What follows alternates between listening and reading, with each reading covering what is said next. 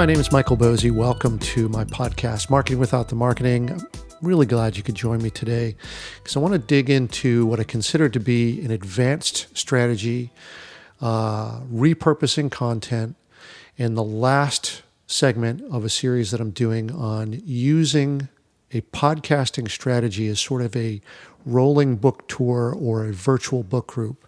This is obviously pitched to writers and authors, fiction and nonfiction. But you know what? This type of thing could work for other artists as well. I'm sure that you could find a creative way to map this strategy to what you do as well. So let's get right into it. It's always a great strategy to be producing one piece of content and get multiple uses out of it. And that's what I want to do here. Producing a podcast and creating an audiobook concurrently at the same time. This is great for authors because, one, not only is it, something where you're going to get 2 for 1, but also most publishers are not hostile to this idea like they are with a blogging chapters strategy, since it's another format, right? Of course, this is if they don't intend to buy the audio rights. But if you are a new writer, new author trying to make a name for yourself, the idea here is you've got to be able to build an audience up where a publisher is not even going to look at you. They won't even consider you. So we really want to set up an author platform, gather an online audience, and show that you're relevant. I have a post that's on this and all the things that you need to do this. I left a link for you in the show notes on all the things that you need to do before you reach out to an agent. But let's take a look at how to do this functionally. I'll try to make this really simple. And I have some images that I'll share in the show notes that will sort of help give a graphical representation of this. But in short, we want to think of our podcast audio file as in a few different sections. So think of it as we're going to have an intro, a reading from the book, your question and answer segment, and an outro, right? So that's 4 segments: intro, reading, questions, and an outro. So that will be your podcast episode. Now, what we want to do for the audiobook portion is just take the reading section and excise it from the episode, right? So if you think you've got your intro, your reading, your questions, your outro, just take the reading portion, and that will be the thing that you use to string together in a series so that it becomes an audiobook. Now, all right, this might sound obvious in the way that you do this, right? Yeah, you got a podcast episode, you just take the reading out, you string them together, right? But it requires a little bit of planning up front so that you can actually record the audio with clear markers so that it's very easy to edit. Otherwise, you're going to end up having to do it twice and do the reading over and over again. But the goal here is to save time, right? So for instance, just set up an audio cue at the very end of the intro. That might be something as simple as, now let's read from chapter 7. Stop.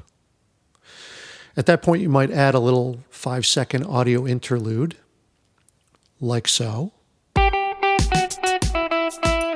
then you move on to the reading part, right? And again, a clear opening so that you can use this both in context and also in the other context of the audiobook itself. So the reading itself very clearly would start with something like, Chapter 7, The Podcaster Returns, and then read the rest of the chapter. Now, this seems really simple, but it requires a little bit of planning, and I would recommend that you actually write these things out in your script so that it's a clear reminder to do this so that when you produce the audiobook, it's in a nice finished format. It's very consistent with each chapter, each reading. People know what to expect. There are clear markers, right? An audiobook is going to function very differently than a podcast or the book itself. Now, for the ending, we might do the very same thing when you finish the chapter, right? You want to come to a very clean stop. Again, maybe you do that audio break. And then a clear marker that you're in the next section. Something like this. Okay, hope that you enjoyed that. let's move on to the discussion where I take your questions. And then you go on to the questions section, right? So it's a clear marker and people understand that we've made a shift now out of the chapter itself.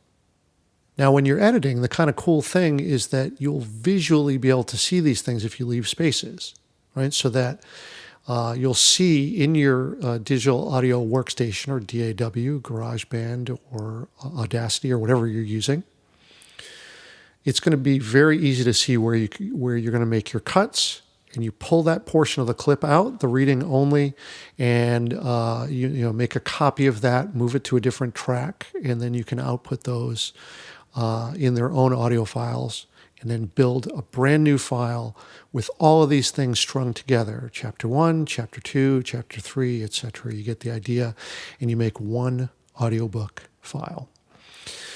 Now, a very important side note is do your research before you start your project if you do intend to produce an audiobook, because you want to make sure that it will be in the proper specifications for something that's called ACX, which is the Audiobook Creation Exchange.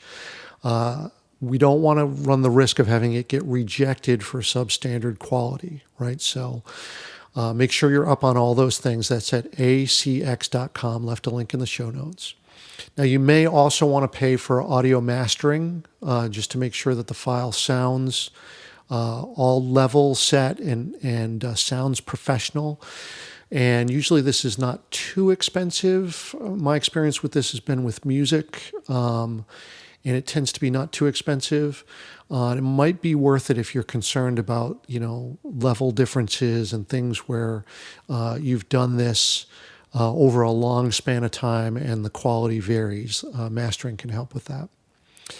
And also just consider that, doing a reading out loud is voice acting, and voice acting is a profession. It takes years to master, just like any skill, so don't expect to be good at it immediately, right? Either seek some help. I do some training on this and how to produce good audio, but also just get some practice, right? Do a couple prototype episodes, run a few, get a sense of what your rhythm and pacing and tone is, what the energy level is. Are you able to get a good quality recording before you start publishing and producing this? All right, so that'll do it for this strategy. If you've stuck with me through this whole series, I hope that this has got you thinking, that maybe podcasting could work for you. I think you can do this all yourself. It's relatively inexpensive, and it can be a lot of fun connecting with readers and finding new readers and making fans out of them and building a community around you and your book and your ideas. It's really, really cool. Now, of course, if you need any help on the nuances, please reach out. I got a few different options. One, we can book a session. Go to controlmousemedia.com/strategy for options. I got a link in the show notes for you to make this easy. Or join me on Patreon at the strategy level. We can do a monthly check-in, and I'll help you either get these things set up or just check-ins on all things, anything in your strategy. It doesn't have to be just this podcasting strategy. But I'd love to see what you're producing, so please don't be shy. Send me a link via Twitter, via the comment section in here. Send me an email, whatever it is that you do. I'd love to see what you produce and how you've made use of this strategy if you decide to try it on. All right, that'll about do it. Thank you for listening. I always appreciate your attention and the comments, feedback that I get. I really appreciate you. All right, we'll see you on the next episode. Thanks again.